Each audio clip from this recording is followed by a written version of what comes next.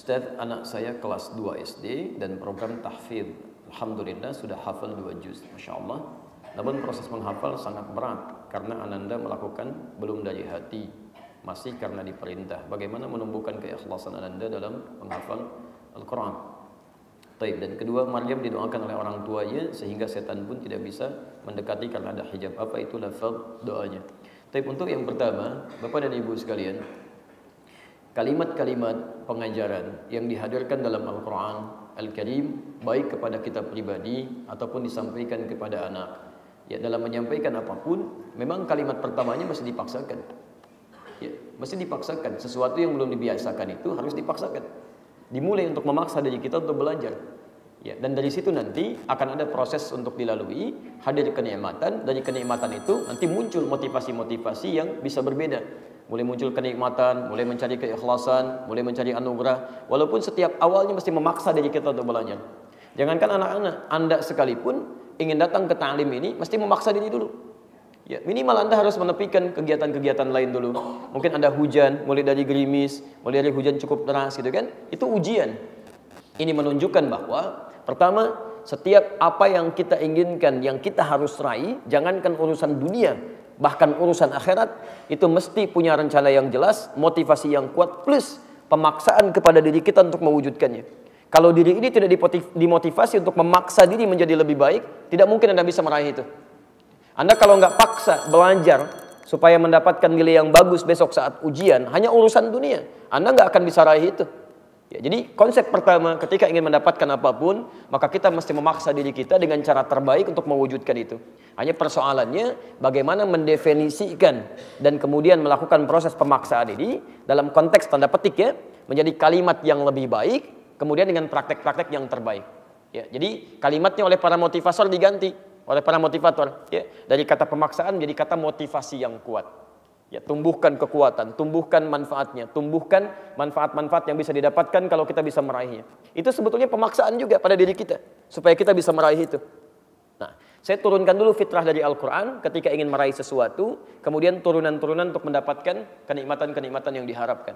Fitrah pertama, setiap Anda ingin mendapatkan kebaikan atau faidah apapun dalam kehidupan dunia kita atau bahkan akhirat kita, itu pasti akan berhadapan dengan tantangan. Saya ulang, pasti akan berhadapan dengan tantangan. Pertama, untuk menguji kesungguhan kita dalam meraih apa yang kita harapkan itu. Dan yang kedua, pelan-pelan, dari sisi pendekatan pandangan syariat, untuk menghadirkan pahala-pahala yang dijanjikan oleh Allah Subhanahu wa Ta'ala supaya bisa kita raih. Nanti tolong ingat betul ya, pahala itu terletak bukan pada hasilnya, tapi pada prosesnya. Antum mulai dari berangkat ke ta'lim ini, kan gak dilihat hasilnya. Apakah yang dihafalkan sekian ayat, sekian hadis, sekian persoalan. Belum tentu semua materi yang saya sampaikan, antum bisa tahu semuanya. Tapi yang dinilai oleh Allah, dari mulai kesiapan Anda mau berangkat, Masya Allah, dari mulai melangkahkan kaki, dari masuk ke masjidnya, dari sholat 2 rakaat tahiyatul masjidnya, dari mulai menyimaknya, itu Masya Allah, banyak ayat dan hadis bertebaran di sini. Karena itu, kita mulai kemudian keluarkan dulu turunan ayatnya, surah kedua Al-Baqarah, ayat 214, posisi paling kanan sebelah bawah. Baik. Satu, Quran, surah kedua, ayat 214. Di mushaf standar, posisi paling kanan sebelah bawah, sebelum ayat 215 yang terakhir. Ya. Kemudian, solusi mengatasinya, ini menarik nih. Ada di Quran, surah ketiga, surahnya naik satu tingkat, ayatnya 142, di Masya Allah. Yang 214, duanya diakhirkan ke belakang, kemudian urutannya jadi 142, posisinya paling kiri sebelah atas. Ini tantangannya, saya tidak mengatakan masalah ya, karena psikologis manusia kalau disebutkan masalah, minimal malas untuk menghadapinya, dan jadi beban. Makanya setiap menghadapi persoalan-persoalan kehidupan, jadikan tantangan. Ujian untuk kita meningkatkan mutu kebaikan kita. Ada tantangan di sini. Di sini solusinya.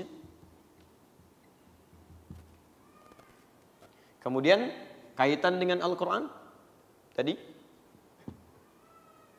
ada di Quran surah, misalnya perintahnya di Quran surah ke-54 terkait menghafal ayat 17, ayat 22, ayat 32, ayat ke-40.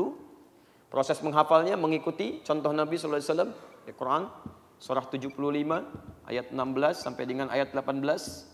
Cara meraih anugerah ini ada di Quran surah kedua ayat 282 di ujung ayatnya. Ya, posisi paling kiri sebelah bawah. Tadi yang saya sebutkan di balik tantangan ini ada pahalanya di Quran, di hadis, pakai hadis dulu. Riwayat Ibnu Majah saja, ini yang paling lengkap. Ada di redaksi di hadis Muslim, di At-Tirmidzi juga ada, tapi ini yang paling lengkap. Nomor hadis 233 dari sahabat Abu Darda.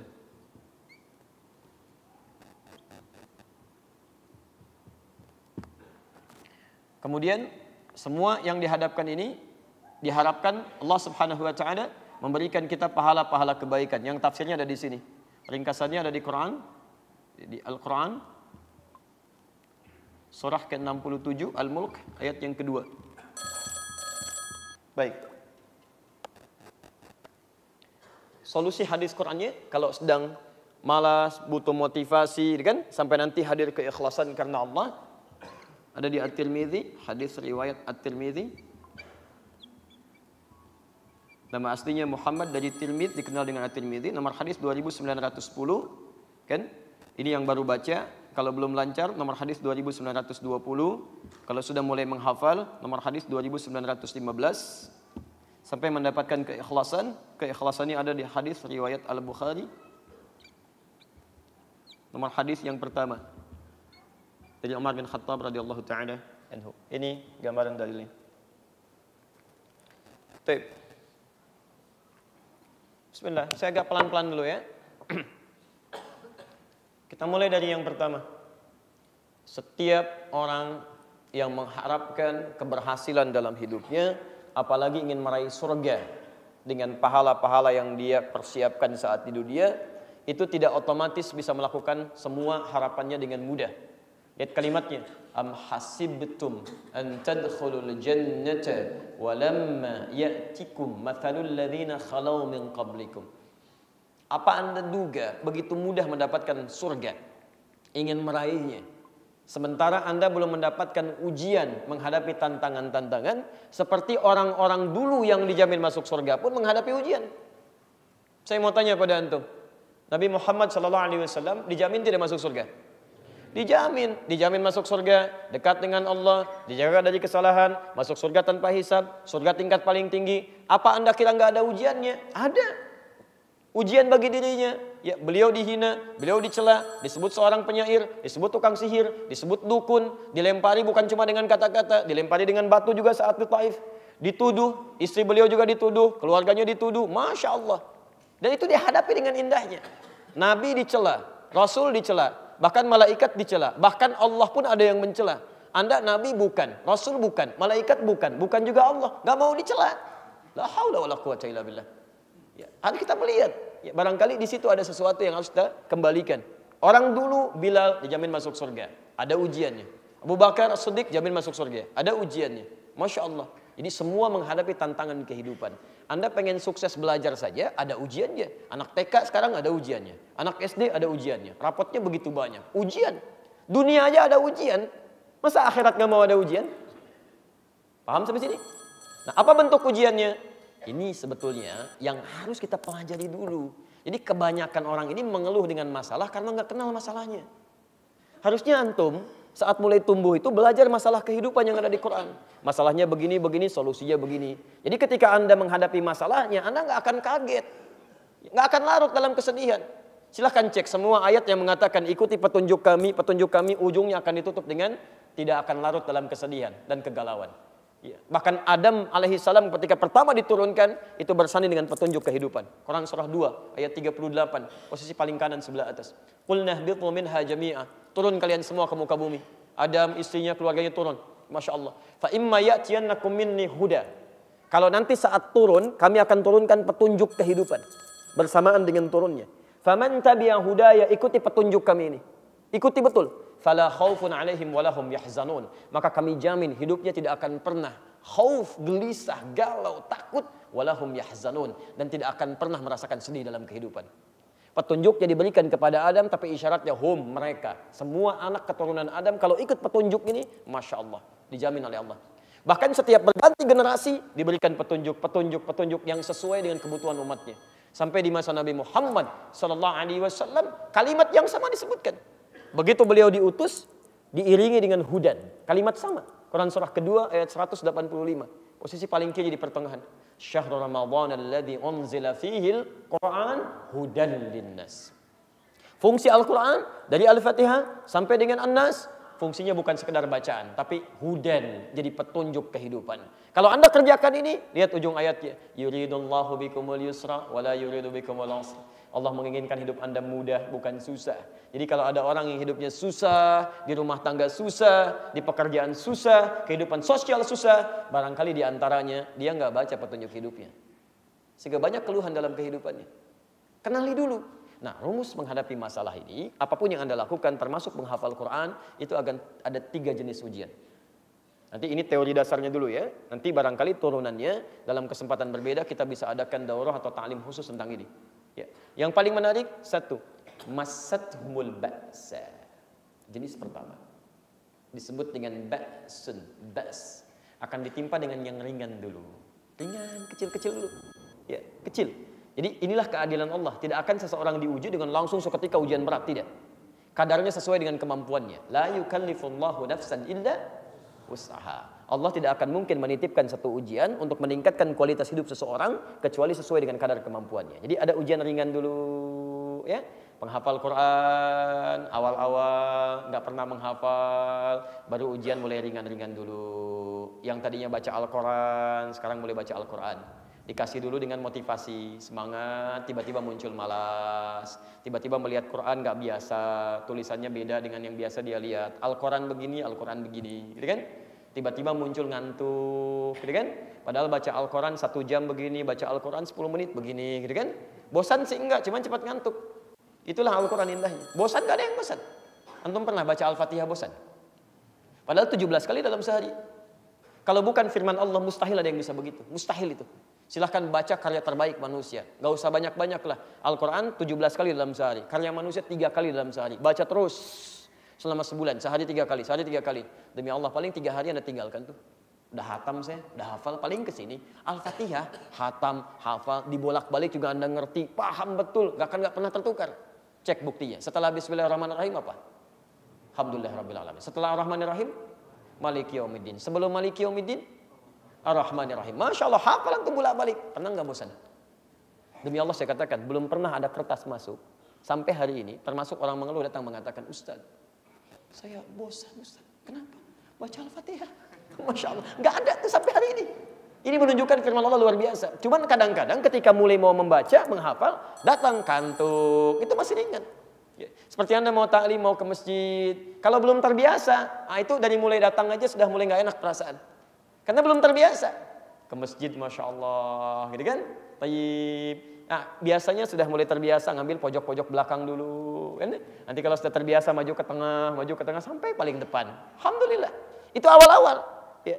Alhamdulillah baru bisa ke masjid. Nanti kalau sudah mulai rutin, diuji lagi. Masih ringan juga. Kasih gerimis dikit. Ayo masih ke masjid enggak?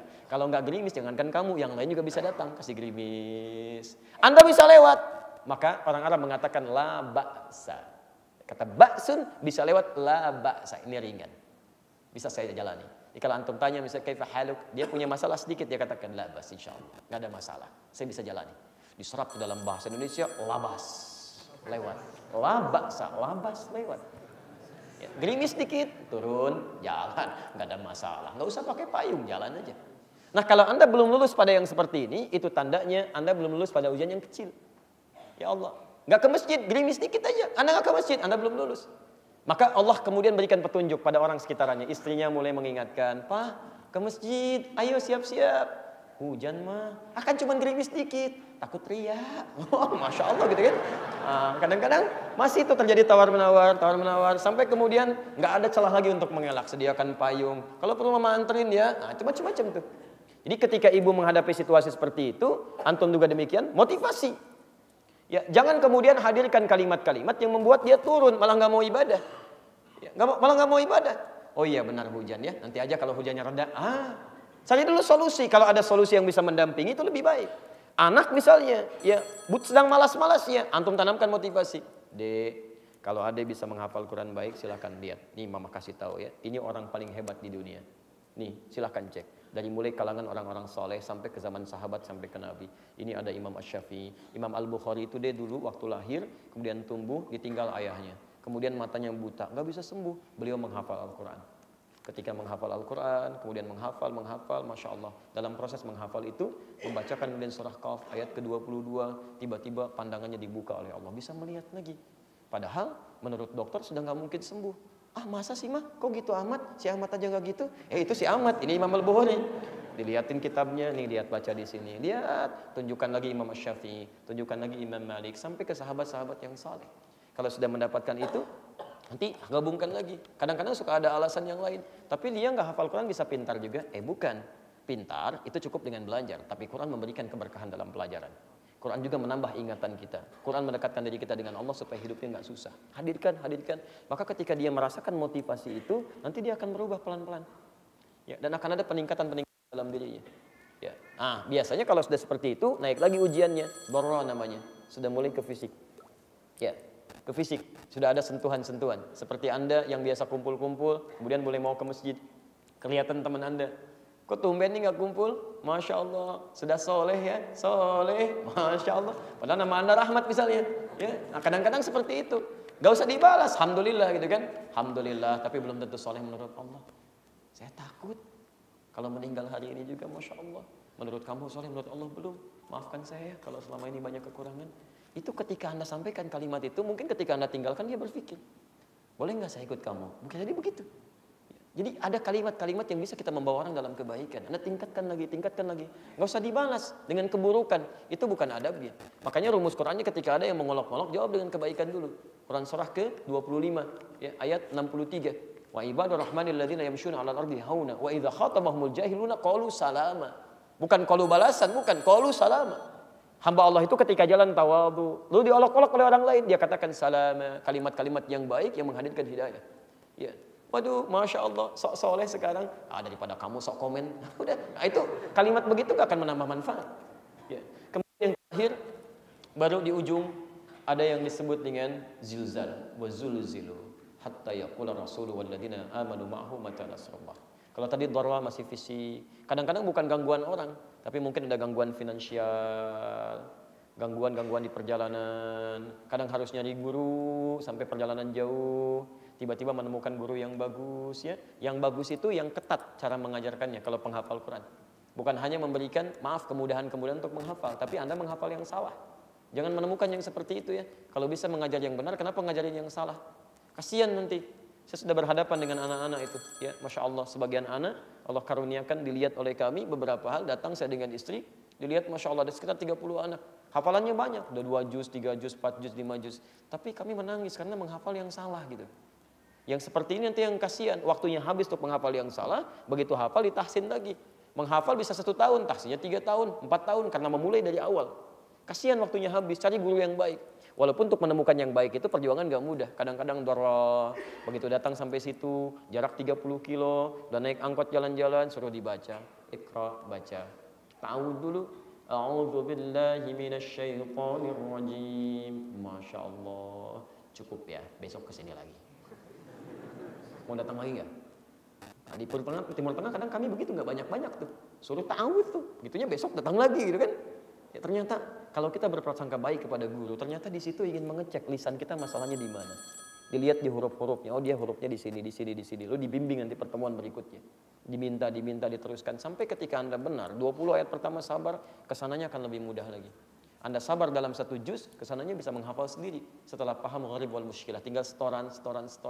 Tapi kalau Anda tidak sabar, Anda hafalkan silahkan. Jadi begitu baca 1 ayat, dicek lagi. Ayat dibenarkan lagi. Ujung-ujungnya muncul kebosanan, gak mau menghafal lagi. Itu diantara taktik setan yang memalingkan kita dari kebaikan-kebaikan. Baik, yang terakhir zilzal. Zilzal itu ujian yang menggoncang kepada jiwa. Ya, kadang tiba-tiba misalnya dirundung satu persoalan yang membuat kita terhambat menghafal. Ada ujian kematian, ada ujian misalnya usaha mulai turun, ya, ada godaan-godaan yang lain. Disitulah kemudian kekuatan kita diuji oleh Allah Subhanahu wa taala. Apa tujuannya? Untuk meningkatkan amalan soleh kita. 1, dengan Anda terus konsisten menjalani ujian ini, maka pahala terus diberikan. Lihat bagaimana Allah memberikan pahala ya. Setiap Anda menjalani proses kebaikan-kebaikan tadi, maka tujuannya ini, liyabluwakum ayyukum ahsanu amala. Ya, huwallazi khalaqal mauta wal haya. Allah ciptakan semua aktivitas dalam kehidupan, bahkan kehidupan dan kematian, tujuannya untuk menguji yang hidup supaya meningkatkan amalan. Liyabluwakum ayyukum ahsanu amala. Ketika Anda terus ditingkatkan, terus jangan putus asa ya. Ada masalah tingkatkan lagi, tingkatkan lagi. Ketika Anda tingkatkan, ini pahalanya diberikan. Ini contoh untuk menuntut ilmu.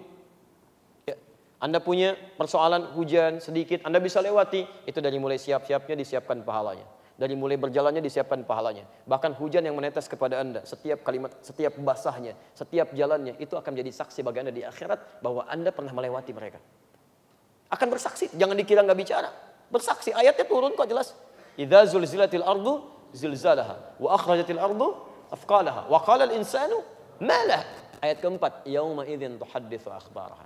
Pada saat itu semua yang dikandung bumi akan bicara kepada Allah dengan izin Allah, akan menyampaikan bahwa apa yang pernah kita lakukan di situ. Kalau antum pernah mengerjakan maksiat di satu tempat, maka bendanya semua akan bicara. Ya Allah, saya jadi saksi, si fulan menggunakan saya untuk bermaksiat kepadamu.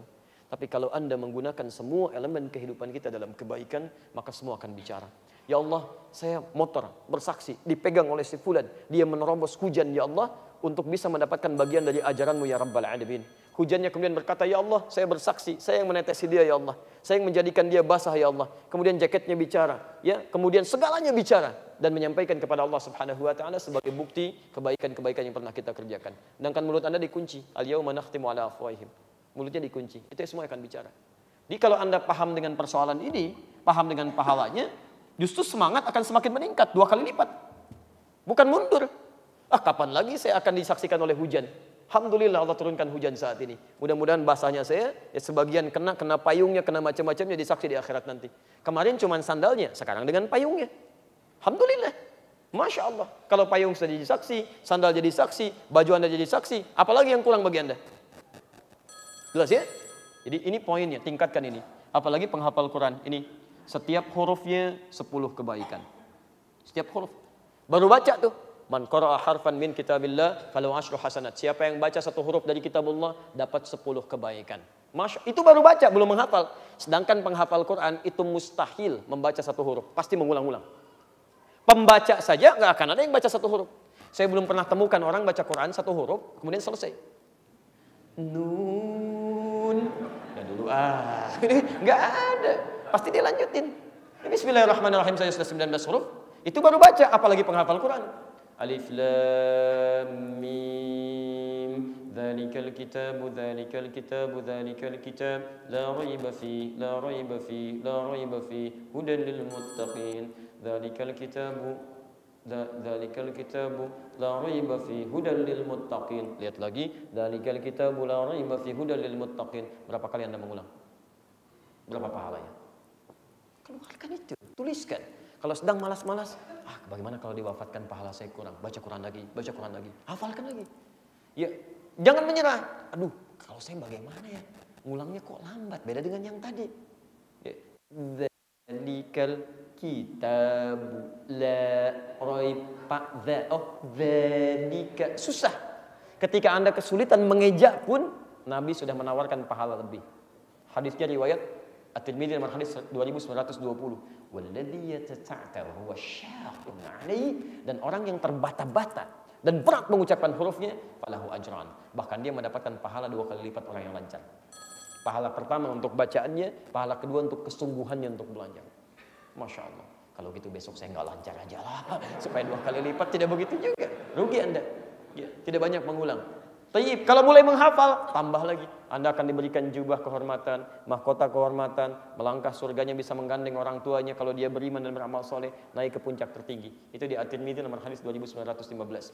Sampai dikatakan oleh Quran sebelum Anda naik, Qurannya bicara, Allahumma halli, ya Allah tolong hiasi orang ini, bedakan penghafal Quran dengan yang bukan penghafal. Itu tafsir dari Quran surah ke-35 Fatir dari ayat 32 sampai 33, posisi paling kiri sebelah atas. Ya yuhallawna fiha, diberikan hiasan dan diberikan mahkota di kepalanya. Fayulbasu ilaihi tajul karamah, dipakaikan mahkota kehormatan.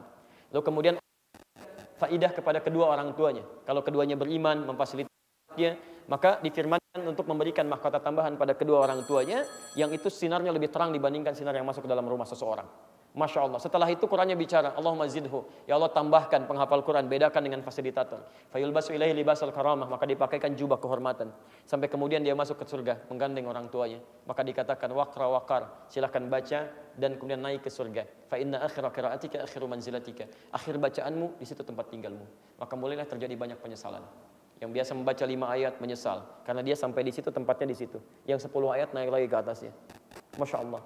Naik lagi karena semakin naik semakin indah, semakin indah. Maka bagaimana dengan para penghafal Quran? Dia bacakan sampai puncak terakhirnya sampai di paling ujung. Minal jinnati wan nas, puncak tertinggi. Ya Allah, bisa ditukar enggak ya Allah? Saya baca dari An-Nas dulu misalnya. Enggak bisa, tetap dari bawah terus sampai ke atas. Puncak tertinggi. Makanya Masya Allah. Ya, saya sering katakan kalimat ini. Anak-anak di Palestina, di Libya itu berlomba menghafal Quran. Minimal kalau bukan untuk dirinya, dia ingin mengajak keluarganya naik ke atas serta. Perhatikan canda-candanya kalau belum hafal tuh anak 4 tahun, 5 tahun itu. Kalau belum hafal 30 juz, nanti yang 30 juz canda sama temannya yang baru 15 juz, baru 20 juz. Nanti saya di surga sudah di atas, saya dadahin, kamu masih di bawah katanya. Masya Allah. Makanya Allah sayang dengan mereka. Assalamualaikum, pulang. Tiba-tiba di atas ada drone dari Zionis itu kan bawa bom. Apa Anda kira penghafal Quran akan lari? Tidak. Dia akan tunjuk pesawat itu. Itu di situ di bom itu nama saya sudah diukir. Saya akan pulang duluan. Kata temannya, saya yang susul ayah saya. Kata kawannya, saya susul paman saya. Mereka nggak akan lari. Mereka mulai bermain-main. Di atas terlihat seperti orang-orang yang sedang berjuang, latihan-latihan. Tiba-tiba bom itu datang. Kemudian senjata itu mulai memuntahkan pelurunya, mengambil mereka satu persatu. Masya Allah, Anda mengatakan kasihan ya Allah. Anda yang harus dikasihani. Karena mereka itu saking disayangnya oleh Allah sudah cukup. Kalian makan dunia, sepotong roti dibagi 16 orang. Mau minum airnya disaring dulu karena sudah diracun. Sudah kalian cepat kembali. Karena alam kubur lebih indah dibandingkan dengan dunia. Kami berikan nikmat pertama alam kubur. Quran surah ketiga ayat 169 sampai 171. Wala tahsabanna alladziina qutilu fi sabilillahi amwata bal ahya'un 'inda rabbihim yurzaqun. Jangan dikira orang wafat seperti ini karena Allah wafat begitu saja. Kami bawa dia, kami kemudian berikan nikmat yang terbaik di alam kuburnya. Masya Allah, saking indahnya sampai mereka berlomba-lomba mengatakan wa yastabshiruna bil ladziina lam yalhaqu bihim min khalfihim alla khaufun 'alaihim wa lahum yahzanun. Sampai kalau mereka mampu, mereka akan kembali pada keluarganya mengatakan, kalian jangan nangis ya, jangan sedih. Kalau bisa cepat ke sini ya. Di sini lebih enak daripada di situ. Makanya kalau ada satu meninggal di Palestina, Masya Allah, dalam keadaan syahid, itu nggak ada yang menangis. Bawa manisan, sampaikan, Alhamdulillah, saudara kami sudah mendapatkan kebaikan di sini. Mudah-mudahan kita pun bisa menyusul ke situ, Pertanyaannya Anda di mana? Anda yang sering menangisi mereka, melihat kasihan kepada mereka. Mungkin Anda yang kasihan. Allah sayang dengan mereka. 4 tahun, 5 tahun hafal Quran, tahu hadis, hidupnya bermanfaat, gak banyak lihat maksiat, di blokade darat, laut, udara. Masya Allah. Makannya terbatas pada yang halal saja. Kadang-kadang Allah kirimkan lewat laut itu. Masya Allah, saking sayangnya sudah. Kamu cukup pulang ya, bekal sudah cukup. Hafal Quran, 4 tahun, 5 tahun, hafal Quran, dekat dengan Allah, wafatnya syahadah, kurang apa lagi? Antum dikasih 40 tahun, 50 tahun, 60 tahun, sampai hari ini. Mata sehat, keadaan baik, akses banyak. Masya Allah. Matanya aksesnya, jangankan khairnya, maksiatnya juga dilihat juga. Telinga masih mendengar maksiat juga. Lisan mendengar maksiat juga. Quran belum hafal, hadis belum paham. Untuk baca belum punya waktu. Cita-cita masuk surga, pengen tanpa hisab lagi.